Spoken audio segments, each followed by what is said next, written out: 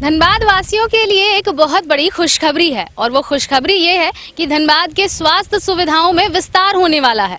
धनबाद के super speciality hospital में हृदय रोग विशेषज्ञ यानी कार्डियोलॉजिस्ट वो भी 2 की संख्या में आने वाले हैं और साथ ही साथ कैंसर का जो इलाज है उसके लिए जितने भी डॉक्टर्स होते हैं यानी कि पहले से तो यहाँ पर सर्जिकल और रेडियोलॉजी ऑन्कोलॉजिस्ट मौजूद हैं और अब मेडिकल ऑन्कोलॉजिस्ट जो हैं वो आने वाले हैं और ये अप्रैल के महीने में ही ये शुरुआत इसकी हो जाने वाली है। और आगे अगर हम आपको दिखाएं तो यहाँ पर कई तरह की ऐसी सुविधाएं मुहैया होने वाली है, फिर चाहे वो सीटी स्कैन हो, एमआरआई हो, एक्सरे हो, साथ ही साथ अन्य तरह की जो सुविधाएं हैं उसमें विस्तार होने वाला है। और ये कहीं ना कहीं खास तौर से उन तमाम हृदय रोग जो मरीज हैं, हृदय रोग से जो ग्रसित हैं, उन सभी के लिए ये बहुत बड़ी खबर मानी जाने वाली है, क्योंकि हृदय रोग संबंधित जितने भी मरीज हैं वो सभी परेशान रहते हैं अपने इलाज के लिए और साथ ही साथ उन तमाम लोगों के लिए जो कि आर्थिक रूप से कमजोर वर्ग से बिलोंग करते हैं, उनके लिए ये काफी बड़ी खबर मानी जा रही है कि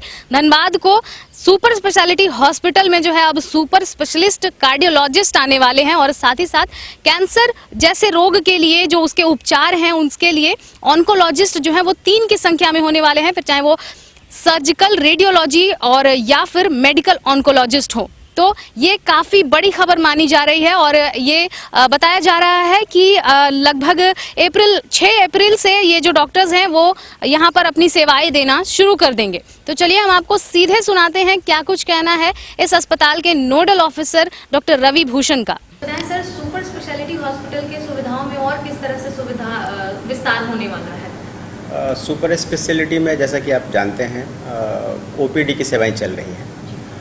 हमारे पास कार्डियोलॉजिस्ट नहीं थे, कार्डियोलॉजी की सेवा उपलब्ध नहीं थी, लेकिन अब हमारे पास 2 नए कार्डियोलॉजिस्ट जुड़ रहे हैं।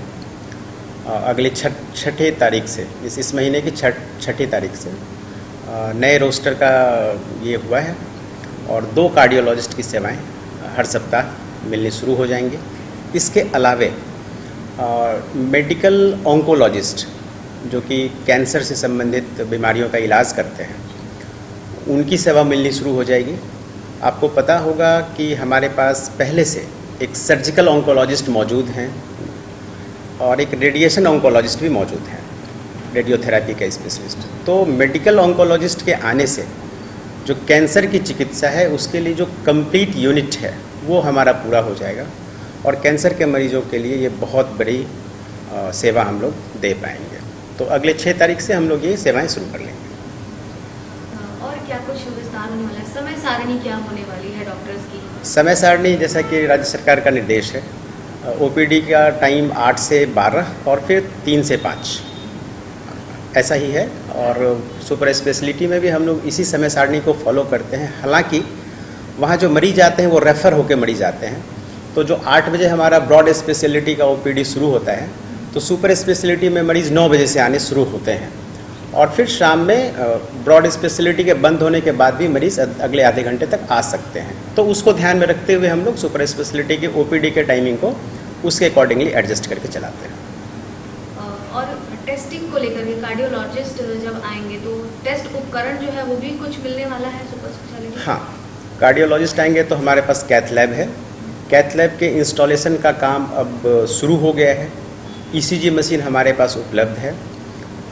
होल्टर मशीन के लिए सप्लायर को बोला जा चुका है, उनका भी इंस्टॉलेशन अगले 1 आध सप्ताह में शुरू हो जाएगा।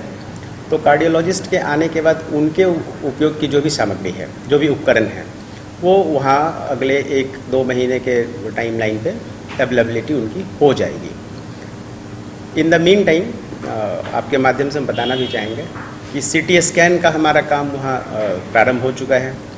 एमआरआई का भी काम लगभग शुरू होने के कगार पे है और एक्सरे, वहाँ पे डिजिटल एक्सरे है, उसके लिए भी काम वहाँ पे शुरू हो चुका है। तो जो डायग्नोस्टिक फैसिलिटीज़ हैं वो भी हम लोग इन पैरेलल शुरू कर रहे हैं, क्योंकि अगर आईपीडी को शुरू करना है तो डायग्नोस्टिक सपोर्ट उसको चाहिए।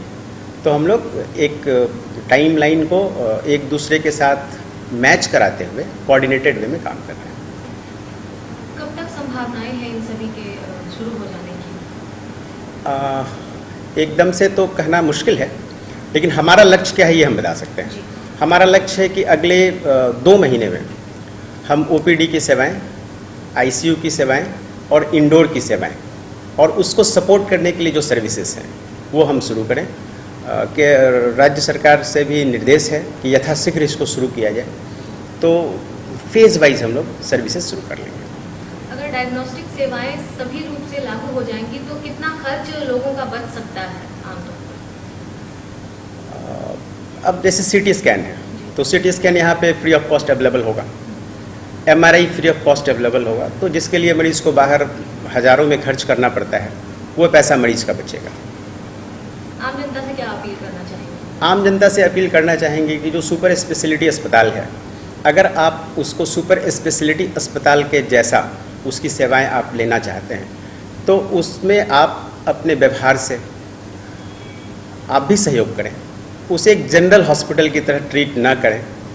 जिस मरीज को सुपर स्पेशलाइज्ड सर्विस की आवश्यकता है वही मरीज रेफ़र होकर वहाँ पे आएँ, तो आपको इंस्टीट्यूट की तरफ से, सरकार की तरफ से, संस्थान की तरफ से हमारा ये कमिटमेंट है कि आपको नेशनल लेवल का जो फैसिलिटी है सर्विस के लिहाज से वो हम प्रोवाइड करेंगे। तो आम जनता से यही अपील है कि वो हमारा सहयोग करें।